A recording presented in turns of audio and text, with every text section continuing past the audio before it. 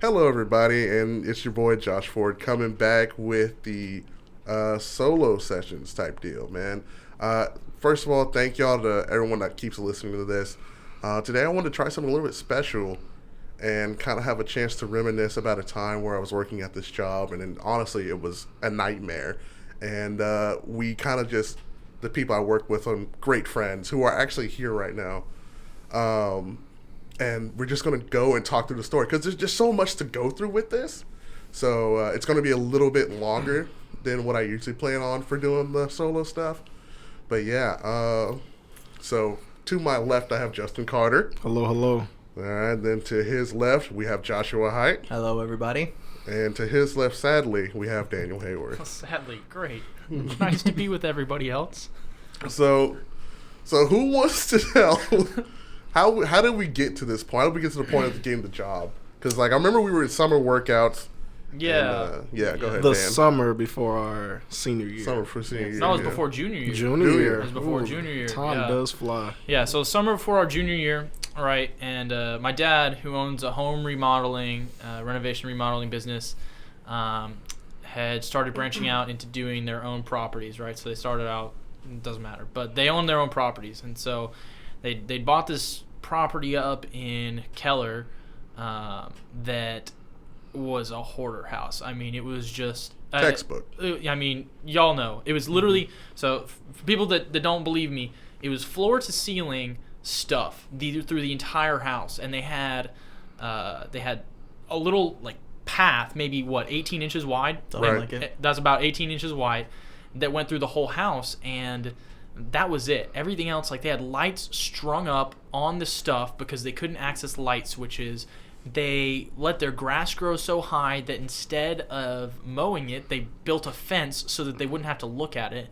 And it sat on a 1 acre plot of land, and these people had lived there for years, and they'd never done any yard maintenance. They had tons of trees, right? Most of the property's land, heavily wooded, huge. I mean, literally grass taller than, taller than me. Yeah, definitely taller Josh than me. Ford, I think maybe as tall as you at some points. Dude, it was terrible. It was terrible. Disgusting. They just horrible stuff. And so obviously tons and tons of work that needed done on this house, and a lot of it was going to be grunt labor. So someone had to haul out all the stuff, and someone had to do the landscaping, the yard work. And so my dad, the owner of the company, Homefront, he came to me and said, if you have friends that want summer jobs, we can pay them to do this grunt labor, basically. And he said, I need some guys that have strong backs. They can have weak minds. That's fine, just as long as they have strong backs. And I said, well, I know some people with some weak minds, and that's how I got you, Josh. And so, yeah, I recruited these guys. And we went to work, and we would get up and go to football. We'd get in the locker room 6:45 in the mornings. Right. 6:45 in the mornings for football. We'd work out from 7 until 9:30. Is that right? Yeah. Mm-hmm. Or something like that. At 9:30 in the morning, we'd get done from practice. We'd hop in mine and Josh Hite's cars, drive over to Keller, and start working about 9:45 or so, and then we'd work until 5 at the earliest. Some days 7:30 we would have to work till, because sometimes they'd be like, this is the length of, or this is the amount of stuff that you need to have done at the end of the day. And my dad sort of put me in charge of making sure that got done, and so I sort of had to be the worst person all summer. Stretched our friendships. And when we went in there, it sure did. When we went in there, we were making $10 an hour, which we're coming into our junior year of high school. Sounded great at the time. Sounded like a great idea. Sounded perfect. We only knew one thing: we got to move some boxes and yard work. And boy, were we wrong about both of that. I don't quite remember the story of when we first walked in and we're just looking at all the stuff, and I remember seeing the light. So literally one walk away, and then there's one light in the living room we pull down. And to my left, I see a box toilet seat. It's an actual toilet in a box. And I'm just okay, that's weird. This is random. Not as bad as the one that was just not connected but had been used, but was just sitting on the ground, not connected to the ground. And tell everybody what the story of the house was. Or Josh, you remember when we first met the dude? Yeah, tell us about the guy, because you remember that interaction with him better than Right. me. So we're kind of looking around at the horrible environment that we're about to spend the rest of our summer in, and Awful. we're beginning to wonder what the hell we just got ourselves into. And the owner of the house, a rather short, rather bald, rather heavy man, comes out into the living room and sees us, and, "Oh, you're the help that's going to be cleaning up this house." And with tears in our eyes, we said, yes, sir, we are. Nice to meet you. And he begins to tell us a little bit about how he bought the house with his first wife, who unfortunately got cancer and passed away. Right. Yes. Very unfortunately. And then he got a second wife who racked up just slightly north of $100,000 of credit card debt. $140,000. $140,000. Yeah. $140,000. Of credit card debt, and then left him with the debt. So now he's divorced with $140,000 of credit card debt. This was his second marriage, and I guess that was his final straw. He did not see a third time as the charm, and he called it there, and had his also very heavy sister move into the house with him. Very obese. No, so he didn't live there. After that, he moved into his sister's Right, house. Yeah, right, and okay. that's the house that they lived in. Right, She so it was was his already a sister. hoarder when he got there. It was his sister's and he house tried to originally. blame her. Right. But we know that's not true. No, not at all. That poem. This is bad.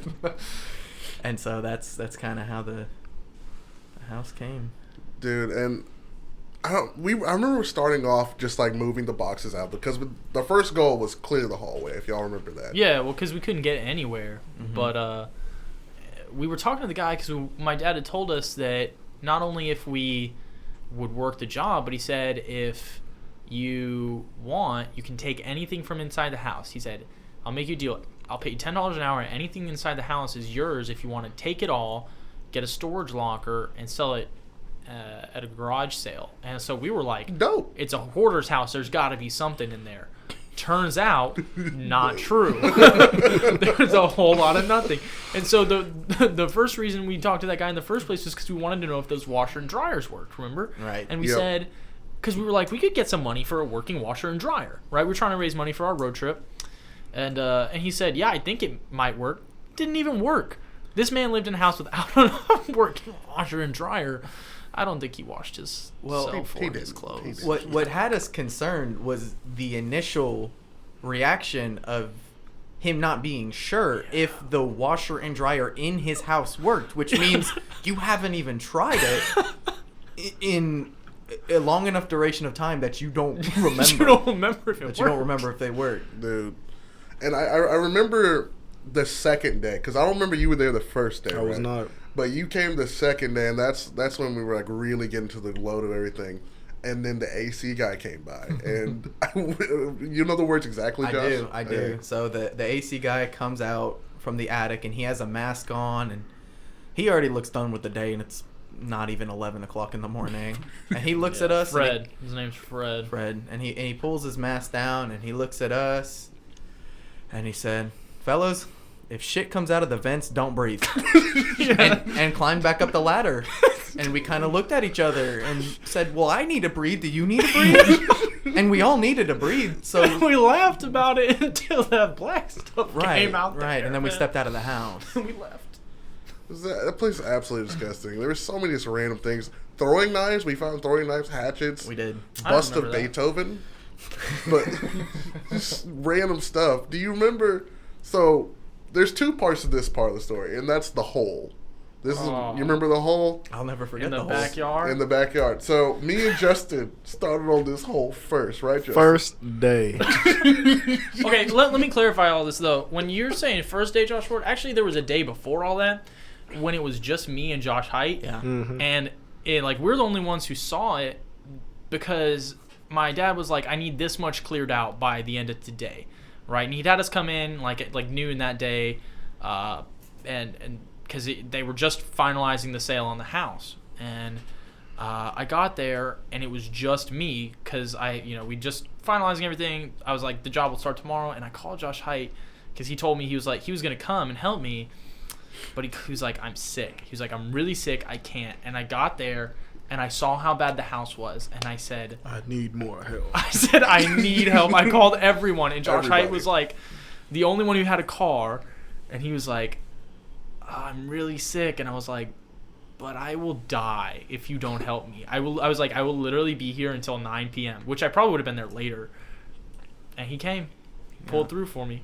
I did. I had a migraine and I had been throwing up that day, but he said it was bad. So I was like, well, if Daniel says it's bad, it's probably bad. So I show up and it was not bad. It was catastrophic. Yeah. But anyway, back to the hole. So it was first day, and who was the dude that told us to dig there? It was Earl, right? Yeah. Yeah, me and Justin just digging this hole. It says dig down until you see a pipe. Yeah, we're looking for the gas line. Right. Yeah, we're looking for the gas line. And how y'all remember how far we were supposed to dig down? We were supposed to dig 5 feet wide, 6 feet deep. So 5 foot wide all the way around the circle and 6 foot deep. I remember very specifically because I said that's a big hole. That's a grave. Right. And what did we do? Me and you sat there, keep digging the hole. I remember looking at you and looking at Earl, and Earl's just over there pushing dirt, and I'm just like, with his hands just like digging down. It's like he gave us the show. We're doing all the heavy work. Shouldn't Earl be somewhere else? And so me and Justin started digging until we were about probably halfway to where y'all took. You were over. 1 foot in. It was terrible. And but when you guys came and said, can we rotate?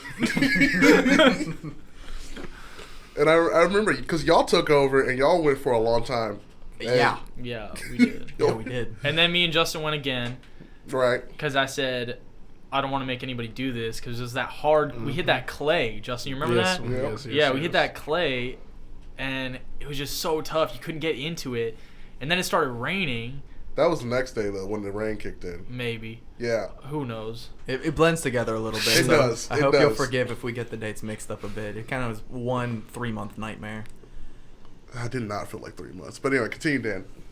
I mean, we got down 5 feet deep, or About. 6 feet deep, 5 feet around. Right. Right. So we got down to the bottom of the hole, and we were like, okay, Digging in rain, side yeah, note. so we dug out the center first, and we had a pickaxe, and our plan was we were going to dig down about 2 feet wide and then use the pickaxe to basically, like, knock off the sides and expand it because we figured that'd be easier. And we got there, and we were like, okay, we didn't hit it, but they told us to dig it wide so that we would find it. So we finally get this hole to the size to discover that there is Nothing there. Not one pipe. Not a single Oh. thing. And the guy who came out with that like metal detector to tell us where it was, and he put a flag in the ground, and I said, "This is where the flag was," but it wasn't there. And so we get a different guy with a different metal detector out Mhm. there, and he beeps around the backyard, and it goes off, and he said, "Oh, no, sorry, it's over here. It's over here." and we kind of look at him and say, "Well, I hope you find someone to dig that hole, because I'm not digging another hole." Yeah. And we did not. We didn't. I don't I think think we they- did. No, And they- I think Earl did it. I think yeah. they rented a backhoe, no? Oh no, they did Right. because they were gonna have to take out that big tree. Yeah, Yeah, the one that was petrified. right. And then the fence that they installed to not look at their uncut grass. Yes. So they needed a backhoe anyway. Oh my gosh. And the thing is, like, after that, like, I think we finally knew where we were at. Right. Yeah. And that this is going This to was going to be all summer. awful. Because my dad originally said we would do this until we got it done, and then he would give us work at other houses the rest of the It was summer. supposed to be done in a month. Remember that, right? Yeah, yes. So this, I mean, we were way over budget, way over time. I mean, this was. My dad will tell you that for the company, this was a huge learning experience, and it was for them. For us, it was a huge crying experience because it went on, and we just kept saying, "What else needs done?" And then we looked around, and it felt like we hadn't done anything. Right. Josh, you remember when you went? Oh, this was funny. When we were digging the hole, and somebody said, "I need help cutting this boat in half." Oh, And my there was a God. speed. Who were you cutting that with? me. It was just you. It was just me. Oh, okay. So there was like this little boat. I don't know how little it was. It was. I mean, it was a 4-person speedboat sitting in Yeah. the backyard. Yes, and we were getting rid of it. Right. You tell that. And so they come to me and they hand me a sawzall, and they say, we need you to cut this boat in half. And I don't know if any of you... This is real. This happened. And I don't know if any of you listening at home have ever been asked to cut a boat in half, but it's not what you're expecting to be asked. And I kind of look at the saw, and I said, you want me to cut a boat with the saw? They said, we sure do. So I go, and I find this boat that's overturned, and we kind of had to... Well, I kind of had to dig it out of the dirt that it was stuck in and get it off the fence that it was on. And so I say, is this fine to cut this boat? Am I in any kind of danger? And they say no. So I start cutting the boat. And I get about halfway through it, and I kind of look down, and my skin's starting to get a little red, and I'm starting to get a little itchy. And they kind of look back, and they say, well, other than the fact that it's a carbon fiber body, so if it touches your skin, you'll break out in a rash and itch for days. And I look at them and look back down at my short sleeve shirt and my red skin that is now starting to itch really bad. And I look back up and I said, oh, well, thank you for the heads up. I'll be sure to be careful when I cut this boat. So I figured I'm covered in this stuff anyway, so I might as well finish. So I cut the rest of the boat in half. And I did itch for the next 3 days, incessantly. Oh my gosh. While he was doing that, Justin, we were getting that possum out of the bathroom. The possum. So we were still cleaning out the house a couple days in, and because I mean we had to go room by room, and each room took a few hours. Like there was that much stuff, and this is not a huge house, right? So what, like a 12 by 7 room, so not a huge room, would take us more than 3 hours. I feel. Is that about right? Yeah. Like those those bedrooms. Yeah, those bedrooms. Each one would take us several hours, almost half a day sometimes. Mm-hmm. And so, Justin, you were the one that found it, right? No. Who was? No, it wasn't me that found. I thought it was Josh. I was cutting a boat. No, He because was cutting the boat. That's true. it was in the same room where we found that notebook. So that was the bathroom to the bedroom where I found the notebook. Yeah. Yeah, and there was a possum in there. But either way, there was a shower in the bathroom, and the shower had newspaper thrown in the shower, probably 3 feet high, almost up to my waist. And so we had to remove all of this newspaper that we had no idea what was in there. Well, what we came to find out was there was a dead possum at the bottom laying in the shower. And so instead of removing the possum, they had covered it with newspaper. Well, because the whole terrible. house That's smelled terrible. like cigarette smoke. And death. and urine. In urine, because they had a couch that they said the dogs had peed on, and then later we discovered they did not have dogs or cats. They just had people, and there was a lot of urine in a lot of places, and the bathrooms were blocked off, and so we figured some things out about the residents there. And they shared a bed. Remember, the brother and sister lived in the house, and there was only one operational bedroom. It was the master bedroom, and the brother was like, I sleep on the couch. And so either he slept in that bed with his sister at night, or he slept on the couch that they also used to pee on. So take your pick. We couldn't decide which one was worse, so we didn't pick. Well, I mean, Chase was part of this when he's not here. But the couch that was covered in piss, we had to move that. Well, yeah. We had to move everything. Not I. Oh my gosh. But no, that's absolutely disgusting. But because the house smelled like that, which is what I was going to say, yeah. it took us a while until, you know when you've had a rat die in the wall, right? Like, and it smells like your house smells for days. And then the closer we got to that, I remember being like, oh my gosh, something died back here.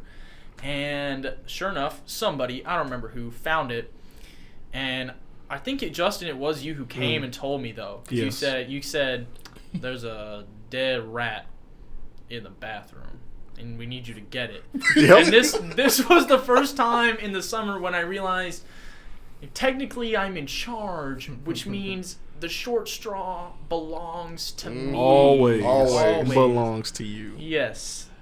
And so you said, and I was like, why can't you get it? And you were like, I'm not touching that. and he did not What, touch that. the phrase that Justin led the story off with, "not I," was not the last time he used that phrase that summer. That ended up being a recurring thing for Justin. Yeah, it happened. It ended up being a joke between us because anytime something would happen, like honestly, the rest of our high school careers would just say, "Not I, not I." Dude, I remember one thing with you, Justin, and that's when you were like doing the yard work, and you had found something. It was a creature. The snake The snake. or the spider? The both, why not? The snake. So this is what I was doing. I was laying down some brick, just to make the outside look good. And I was like, there's this little string over here. I'm not going to worry about it. I keep laying down the brick. As I get closer, it moved. I was like, the wind must be strong today. There was no wind that day. No wind, by the way. So I get the last brick and I put it down. And ooh, it started moving. I was like, if you can just see my face expression, that snake almost bit me. Yeah. Oh my gosh. And who'd you come to and tell that there was a snake? The boss. The boss. AKA Daniel. And what did the boss do? Nothing. He killed the snake for me. Yes. Wait, you killed the snake? Yep. I thought that was Brian. You thought all these years that Brian killed that snake? Yeah, I thought I he risked my life. Because remember, And then when the Black Widows that you saw, that was you too, right? It was And who'd you come to? the boss. How much did y'all make an hour? $10. How much did you make an hour? $10 an hour, but all not true. summer you guys said you make more than us, so that's why you got to do it. And I said I make the same damn thing. I swear you made more money. You had to. Had to. Not Not far true. off in time from Justin finding this snake, though. Back in the backyard, this is after I've cut a boat in half and thrown it in a dumpster. There was more trash in that general area that I needed to get rid of, and so there was a welcome mat in the backyard. Not at the door, not at any of the doors, but just laying in the backyard. So I say I might as well throw this welcome mat away. And so I pick it up and lift it, and underneath it is coiled at least 4 snakes. Not large, but these white snakes. And I kind of froze for a second in terror. And as I did that, I looked down and see all of these, what I assume to be brown recluse spiders, come crawling out along with the snakes. And I laid the welcome mat back down on my new discovery and walked away. And I never did touch that mat again. And I don't know how it got picked up, but it wasn't by me. Not And by me. so I come around the corner and say, I found a snake. And Justin looks at me and said, oh, you found a snake. I said, yeah? So let me tell you about my snake. His snake was a lot bigger than A mine. lot bigger. I will say this, like, Dan, you got a lot of undeserved anger from me at certain points. I know this. Yeah, people, y'all gotta understand, this is a Texas summer. It was So it was over. It was it's one of the hot. hottest. It was at the time. It was the hottest summer on On record record, in like yeah. the past like 30 years or something, like since the 80s. Felt like it. It was bad. And in particular, one day, I didn't like 2 things were happening. I remember you and Cortland were off doing something. Right. But this is a day it was just me, Justin, and Dan. So me and Justin, we were tasked with the job of taking all the leaves and branches and just putting them in the giant dumpster. And that's what one of the bosses that was there told us to do. And so we're picking up Brian, yes. we're picking up logs, branches, everything that's in the front yard and just throwing it in the dumpster. Correct. And then me and Justin got the idea, okay, here's what we're going to do. We need to weigh it down so we can fit more stuff in. So we picked up old cinder blocks and started throwing them on top. So I can't remember who came out and said, I think your dad It showed was my up. dad because him and Brian always had different ideas about what needed done. And my dad owns the company, right? So like he's the one that make those decisions. But Brian was always like, "Nah, you don't know what you're talking about. We need to do this." And so Brian would just tell us something to do, and then my dad would come along. He'd be like, "But I wanted it the other way." And so then His dad comes out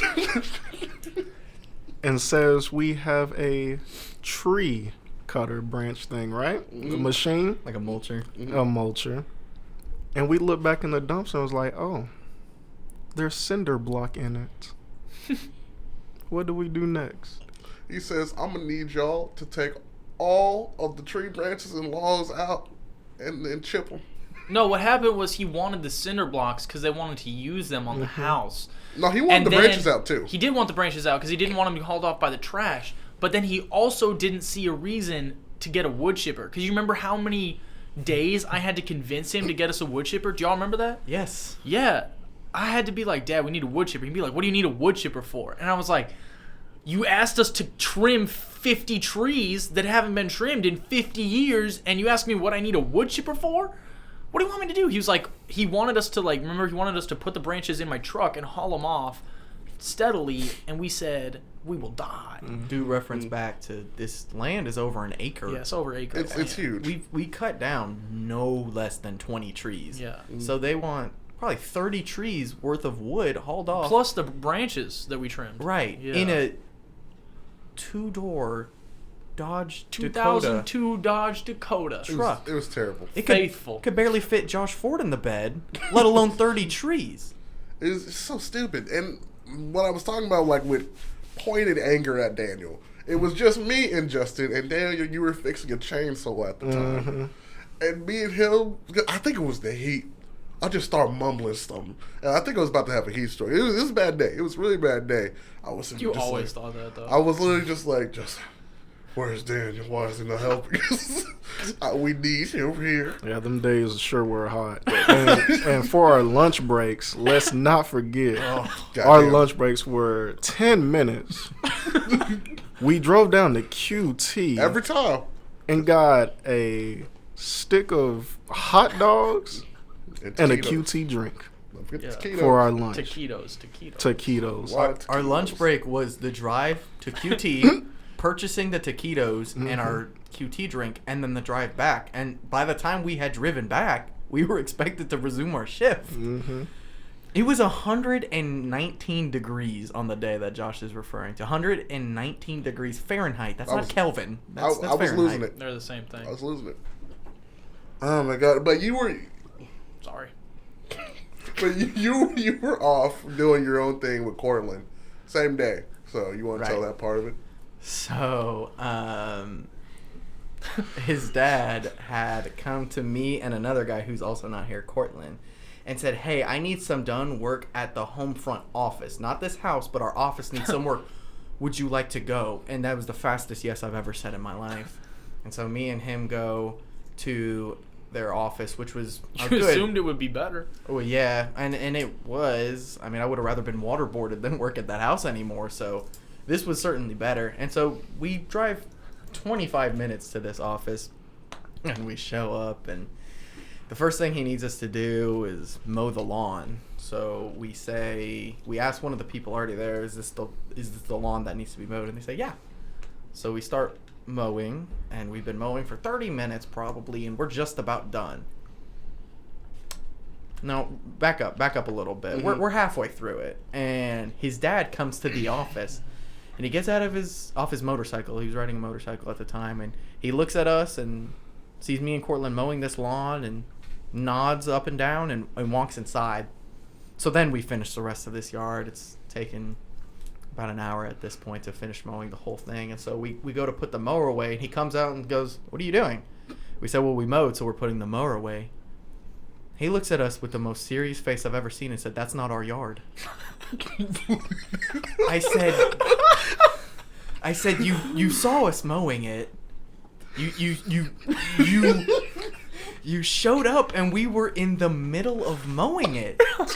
And he goes, well, I didn't want you to only mow their yard halfway. I said, I would have loved to mow your yard halfway. But no, he let us finish. So then we had to start the mower back up and mow the other side of the yard, which ended up being the right side of the yard that we needed to mow. After that, we did get done mowing. We put the mower away, and there were a lot of these vine-looking weeds that had grown through their chain link fence that they needed us to cut. So they get us one of those. It looked like a weed eater, but smaller. And we fire this thing up, and we're trying to cut these. And every time we go to cut one of these vines, it breaks the wire of our machine. It breaks. And so we'd have to replace it and start over. And it kept breaking. And so we realized this isn't going to work. So he says, well, I've got something, and hands us bolt cutters. And we spent the rest of that day cutting these vines that were too strong for weed eaters. Cutting these vines with bolt cutters.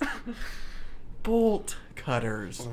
But there is a little bit more to that, and you can like tell this part for Cortland about like y'all got sent back to Dan's house.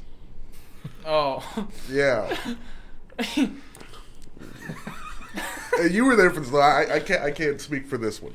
So this is when me and Cortland start to get a little frustrated with Daniel's dad. He was gracious enough that he gave us a job and we were working, and it was we were very thankful to have the job. Right. But this is where I start to get a little suspicious, is when we get done at this office doing all this stuff, and he looks at us and has a smug smirk on his face and says, you know, the bushes in my house need trimmed. We said, what? He said, yeah, we have some hedges that haven't been trimmed for a while. Would y'all mind go? You'll still get paid. Can you trim our hedges? So we say, okay. And so we go, and he has a hedge trimmer at his house, and Cortland decides that he wants to be the one to trim the hedges, and I'll be the one to pick up the trimmings and throw them away.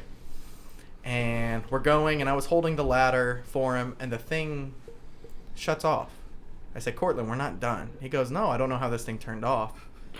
And so I was like, well, you had to have done something. So he's kind of looking at the thing and realizes that the wire has been severed, and he incidentally cut the extension cord in half with the hedge trimmers. And so we've broken it. Which, by the way, that was the brand new Right. extension cord my Right. dad had just bought for us personally. For the job, for this Yes, purpose. And so he yes. cuts it in half. So Cortland lays it down and says, I'm done with this damn job. Said, I'm not doing this anymore. And his dad comes out and looks and says, what the hell happened? And Cortland said, I accidentally cut the extension cord with the hedge trimmers. And he looks at us and goes, I think you're done here. And sent us back to the infamous murder house. And Cortland did not work. That was Never Cortland's came last back. day. That of was work. his First and last day. First day and last day. Yeah, but he still, whenever we're talking about it, he still talks about it like he worked the whole damn thing with us. But he didn't. But he did He not. did not Not know. one day. Not one day. Yeah. There's just so much. Do y'all remember the? Oh man, walking through the house because we were doing all this for like we're gonna have a garage sale, and so I remember just going through different stuff. Yeah. Remember Earl trying to tell us that everything that we found was somehow worth $1 billion? Earl was Remember we found that box that like Yeah. it was just a little box of stuff, and we opened it up and it had like an old comb and like some buttons and stuff, and he literally started sifting through it as if he was gonna find gold in there, and he goes, yeah, you can get like $10 for that stuff. And he would always tell us that he would find something, he'd be like, you can get this much for it. And the thing was, we were young and we were stupid and we didn't understand garage sales, so like the prices that Earl told us, we thought he was helping us out all summer because we didn't know that this guy was crazy until he started telling us about how he was going to run away to Mexico with his internet girlfriend. Y'all remember that? I remember that that. he That was had not crazy. met, but he said she's a professor at Mexico University. I don't know. All I'm saying is he worked there another couple years after he said he was going to run away with his internet girlfriend. But then we priced things at the garage sale, influenced by what Earl told us we were going to make on them, and then we found out people will not in fact pay $7 for a used barber's comb. Who would have thought? If you've ever seen a show whose name is copyrighted that I won't say, involving pawn shops in which people go in and try and sell things back, and the owner of the pawn shop says, hold on, I know a guy that's an expert on this subject, and he calls him in to help evaluate the item that's being sold. Earl thought he was this guy. At everything. At everything. So every time he looked at something, he'd say, "Oh, hold on. This is a Nebraskan coin from 1993." Yeah, okay? anything that ended up in our discard pile. You remember there was like that cheap bottle of brandy that we were going to discard, and he was like, that's actually a really rare kind. It's worth something. It had been opened, if I am remembering It correctly. was. It was not a full unopened bottle of brandy. Someone had drank from it. True. Or peed in it. We don't know that. We didn't find out. What things do you want us to tell about Josh Ford? There's still, I mean, there's Ooh, the bees. I was about to go to that. There's the blood there's, bottles. There's one story that people need to hear about, And it's them damn bees. and it's the bees who lived in a tree. No, this is not a children's book. The bees who live in Damn a- sure it's not a children. It's nightmares what it was. Hey, you're telling me. Well, okay, so background for this. We just worked a really hard day. And, well, actually, no, we didn't work that hard that day because it was just pouring rain. And so we're all just sitting down and we're just like, we get to go home because it's raining. There's nothing we can do in the yard right now. And then Daniel stops us and he goes, hey, guys, there is something we might need to do today. Yeah, because back up, and so a lot of what we did was just trimming trees. I mean, I can't emphasize how many branches we cut, which, by the way, we started the summer, and the first time I went to trim a tree, I said, Josh, Hite, hold this ladder. I'm going to take this chainsaw and cut off that branch up there. And he said, are you crazy getting on a ladder with a chainsaw? And by the end of the summer, I specifically remember him leaning out off of the edge of a house, holding a chainsaw in one hand, standing on one leg, cutting a branch. So that tells you how far we went. But he still wouldn't climb the ladder. You come to a point where you almost hope you trip. And I was there. I was ready to trip. Yeah, and I mean, just so many. I mean, because it's big trees, too. Like, lots of large oak trees and then tons of trash trees. I mean, every kinds of trees, big trees, small trees, little trees, whatever. And so one of the trees we came to was this. It looked dead almost, but, like, not quite. But it was it was in the front yard, which is where most of the yard was, actually. It was in the huge front yard, which is rare. But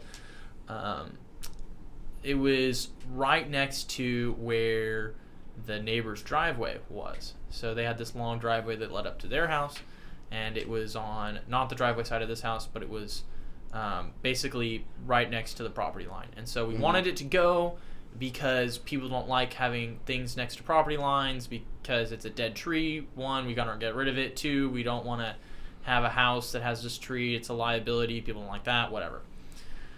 So I started to cut into this tree, or no. I realize that there are bees buzzing around this tree, and I say, I think that they are living inside of this tree. I start cutting at it. Bees come after me. Theory confirmed. The bees live in the tree. Mm-hmm. And so I said, how are we going to cut this tree down? And my dad, I told him about it. I went home and I was like, hey, Dad, so there's this tree that a bunch of bees live in, and they want to sting me when I cut their home down. Reasonable response, but what do you want me to do? And I was expecting him to be like, leave it alone. But what does he say? Cut it down. Get rid of it. He says, I don't know. He says, I'm not an expert, but I need you to cut the tree down. And I went to the project manager and I was like, Brian, maybe in your infinite construction wisdom. He's like, I've never seen that. Just don't get stung, I guess. And then we looked it up and we were like, you can have people come remove these. And I told that to my dad and he was like, we just need to get these off the property. He's like, we've never done this before. We don't know what you're supposed to do. So I think technically we're not supposed to do this either. I think you are supposed to have people come remove them. But we called those people, didn't we, Josh? And they told us it was going to be a couple months, I think. Is it not? Yeah, that's what happened. Is we called them and they were like, it'll be a couple months. And we were like, we don't have a couple months. We have to do this. So I don't know if this is illegal or not to do to bees because people are worried about them today. So allegedly, what happened? Hypothetically, what happened was, I mean, I think it's legal, but in case it's not, what didn't happen, but would have been funny, is we said we gotta wait for a day that it rains. Because if it's raining, the bees won't be able to fly and attack you. And so it started pouring down rain, and I said, guys, we gotta still work. And all these people were like, we hate you, we're not your friend anymore. And I saw that in their looks. And so we went to Home Depot, and we got a bunch of hornet spray. And the people, the way... Yeah, no, not a bunch. We got like 2. We got 6 bottles. No. And we used it on it beforehand to spray it down and coat the tree, and then you guys each had 1 left. No, that's not... I think we got 4. We got 4? You think so? I'll accept 4. Because we had an initial spray down to get as many... Well, we'll back it up a little further. When they sent us to Home And we Depot asked them or if there was Lowe's, bee killer, and they looked at us like we're the craziest people alive. And we show up, and we say, hey, we're looking for the or the bee killer. And they looked at us and said, the bee killer? We said, yeah, we have bees to kill. They go, no, you don't do that. Someone comes and gets them. We don't kill bees. And we were like, did I say bees? I meant vicious wasps. And they said, well, right this way, sir. And so they show us to their wasp spray. And so we buy We buy 4 bottles of that, and we did an initial spray down. All hypothetically. Hypothetically, and we Didn't happen. We did an initial spray down of the tree. Like, let's get as many as we can, all the loose ones outside, and we used 2 cans. And so Daniel hands me and Justin 1 more can each, and he says, "Okay, now I'm gonna start cutting the tree. Here's your spray. This is the emergency spray. If I'm in a pinch, if I'm getting attacked." What by was I bees." doing with you? Because I had to do something to help you out. You had to help. So I told everyone that day because we knew that it might rain, I think, and we had everybody bring, or at some point. You weren't on a ladder, were you? No. We wrapped me up in people's hoodies and jackets. Right. Remember? Because I was like, I'm gonna have to cut this tree down. The bees will try and kill me. I would like to live. I don't have a bee suit. Don't know anybody with a bee suit. Can't pay for a bee suit. So let's just wrap our hoodies around my face and hope for the best. And you had to help wrap me up. But the thing is, I was right behind you, and behind me was you two. No, you were holding the branch of the tree to pull it so that when he cut it down, it That's wouldn't what fall it over the was. neighbor's fence. That's why I was pointing yeah. one way. And so me and Justin are here with our ammunition, and Daniel tells us it goes quick, so don't burn through it too quickly. And I said I gotta cut these limbs off first, Right. before I can actually cut the tree Right. down. Wait, because when I cut the tree down, that's when they'll actually try to kill me. And like Dan said, everyone's really irritated with Daniel. We don't want to do this. And so I remember looking at Josh and Justin and them being like, what's he talking about? This is not going to go quick. Right. We're fine. Anyway, continue. Justin, you tell this part. Yeah. I would You like tell to what have this happened. one. So I Yeah, start cutting the tree. Justin, you tell it from your point of view. While I'm suffering, watching all these bees fly out at me, trying to save my own life, doing the work because I'm the boss, but I'm getting paid the same amount, but I always get stuck with the crappy job because my dad owns the company. Mm-hmm.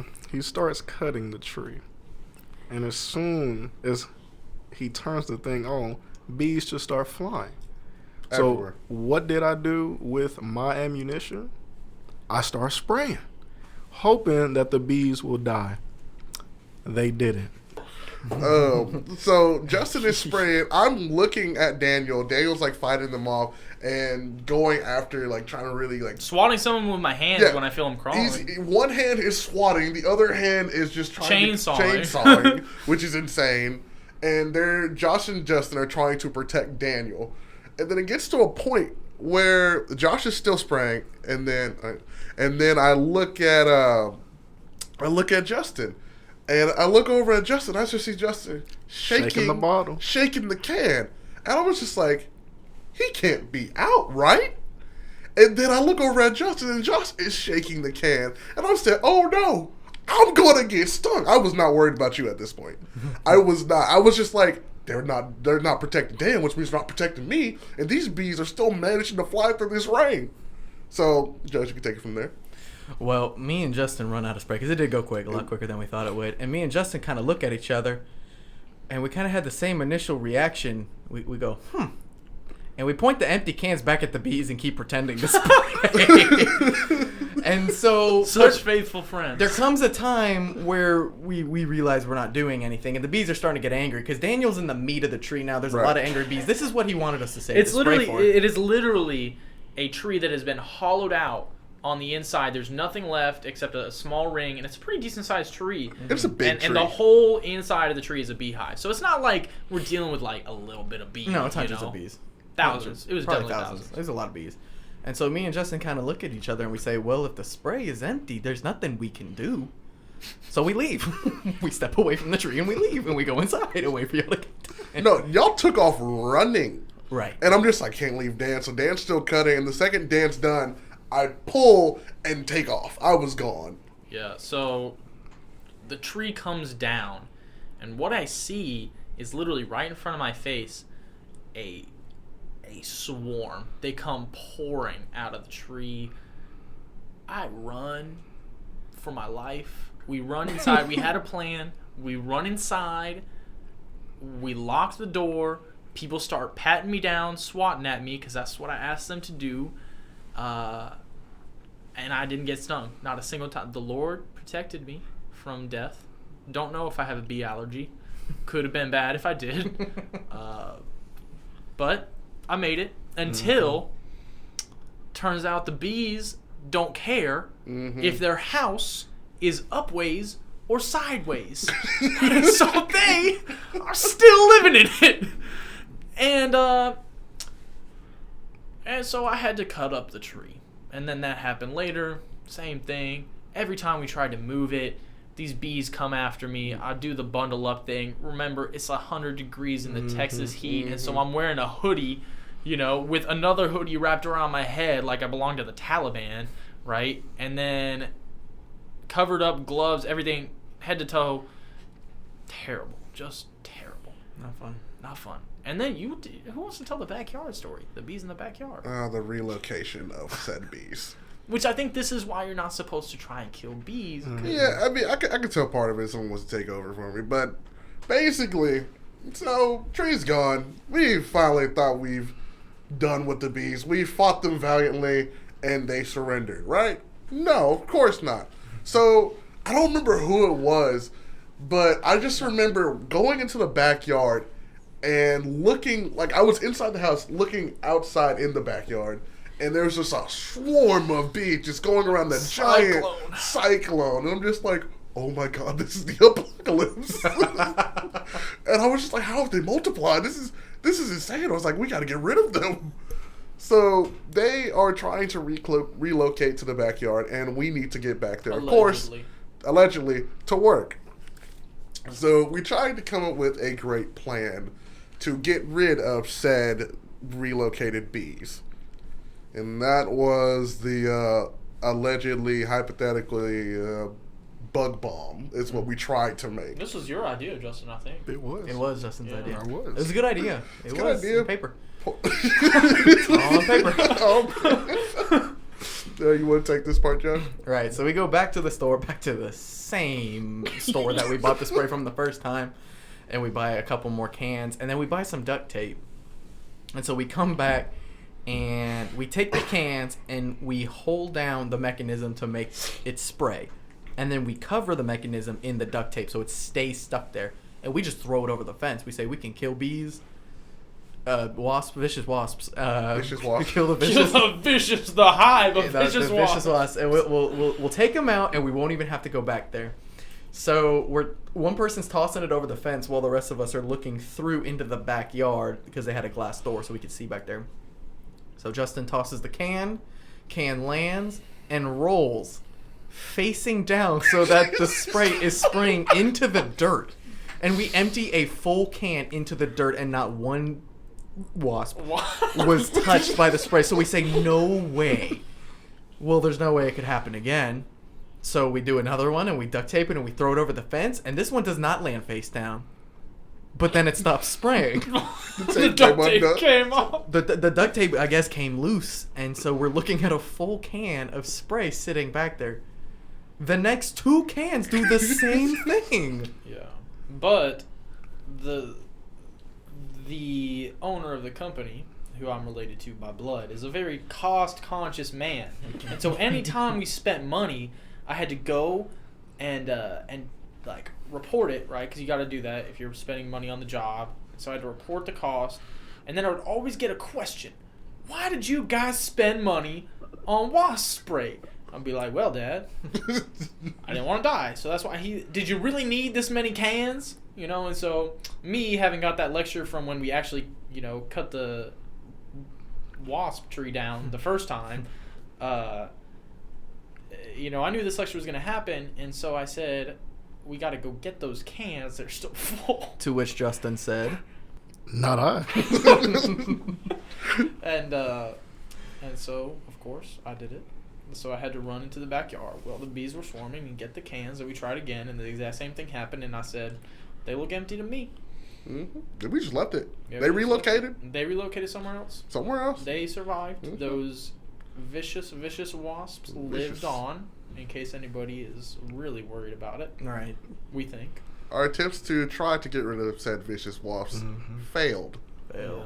But they are happy somewhere else. Mm-hmm. But anyway, we're running out of time, but I do want to hit this fairly quickly. Do you want to bowl through some of the funnier ones and just say this happened and went on? Found a bunch of blood vials in the garage. Mm-hmm. That happened. 2 trash cans full. No, it was more than 2 trash cans full. Oh, it was, but 2 major, huge trash cans full at least. Yeah. I feel like people need to understand the levels of. Well, it all started. That's important for people to know. When I was going through the garage and I found a plastic bin with a biohazard sticker on it. So I'm like, oh, like edgy sticker on your plastic bin, bro. That's cool. And I open it up and I see vials With names. full of blood. And I look and on the front of the vials is names of people taped on. And so I'm kind of looking through these vials and every vial had a different name. And dude, I remember being right next to you while you're doing that. I opened up a box and I'm just like, oh my god, Josh, there's more. There's a lot more of these. So we found probably 3 trash bins full and more In like boxes and boxes, Coagulated blood, man. It's disgusting. Coagulated plasma separated from the blood that was still fluid. So we had to have some definitely different ages. Right. 'Cause some of it was like runny, some of it was like hard, like Right. Right. So plot. we had people come out and remove those for us because that's what you do is you have Exactly. But we still had to haul them out of the house ourselves. right. Because I went and they came to me and they said, we have all these blood vials. And I said, well, we got to get them out. Mm.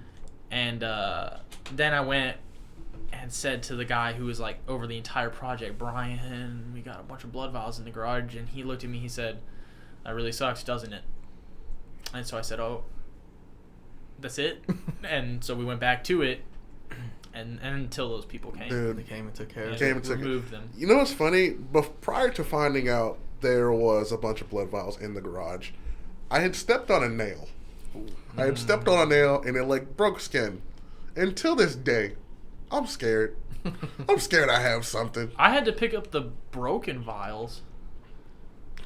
With gloves. Does it? But you have gloves? Yeah, but Yeah, no. I pierced my skin on a rusty nail in that garage. that's true. That's worse. But And I still had to touch it. So Also, before we found the blood vials in the garage, me and Josh Ford are cleaning out the back bedroom. Oh yeah, we got the same bedroom that And had you the tell about bathroom the note? that had the possum. The notebook. Nice. And I'm digging through trash, right? And I pick up a notebook, and there's only one thing written in the notebook. The first page is written, and the rest is empty, completely empty. And it's a stanza format poem titled "I Cry." Now, the important thing to know about this is the penmanship is obviously that of a child. You could just tell by the way it was written that a young kid wrote this, and it's titled "I Cry." The first line, "I cry." Next line, "I cry every night. I cry alone. I cry alone in my bedroom. I cry alone in my bedroom every night. No one hears me cry. They don't hear me cry alone. They don't hear me cry alone in my bedroom. But I cry. I cry alone. I cry alone in my bedroom." End of poem. And I said, what in the Sam hell is going on in this house? And then we find the blood vials of mysterious people. So, possible ID channel show? Oh my gosh, man. Well, we're just about out of time. But there's just so many other things that also did happen, and just like the rat teacups, or How I we, didn't see that pipe I broke with the jackhammer. How we painted a whole house the wrong color. He came out. He said, "I thought I liked it." Nah, But I don't. but I don't. There was when the guy who was doing the concrete was made about the to say. gradient of the driveway the wrong way, so the rain poured into the driveway or into the garage instead of out, and we flooded the garage. Yes. And then he got fired for that. He did get fired. Right after he said, "I have enough money now to buy this new truck." Right. Yes. But yeah, like I said, there's so many things, and thank y'all for all being here to be a part of this and hear our story and a lot of our hypotheticals. If this is the episode that shoots you to fame because it's obviously the best one, I want you to know I'm taking 30% of the profits. Yeah, you're not gonna get any money from me. They will, because they're great. You're Justin and Josh. Thank you. Thank you. But anyway, this has been Josh Ford's solo episode. Thank y'all for listening, and I'll see you later.